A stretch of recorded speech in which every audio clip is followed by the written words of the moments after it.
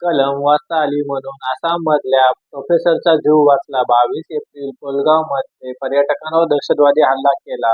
हल्ल्याच्या थोड्याच वेळ आधी आसाम विद्यापीठातील असोसिएट प्रोफेसर असलेले देवांश भट्टाचार्य आपली पत्नी आणि आपल्या मुलासह वैशारच्या निसर्गरम्य परिसरामध्ये एका झाडाखाली विश्रांती घेत होते.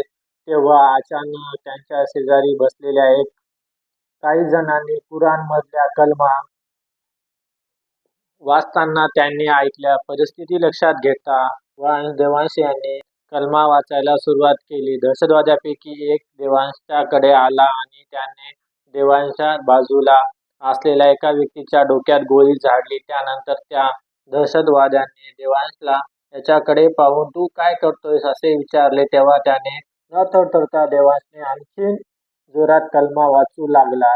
त्यानंतर दहशतवादी तिथून निघून गेला. योग्य वेळ साधून देवांश यांनी आपल्या कुटुंबासह तिथून पळ काढला.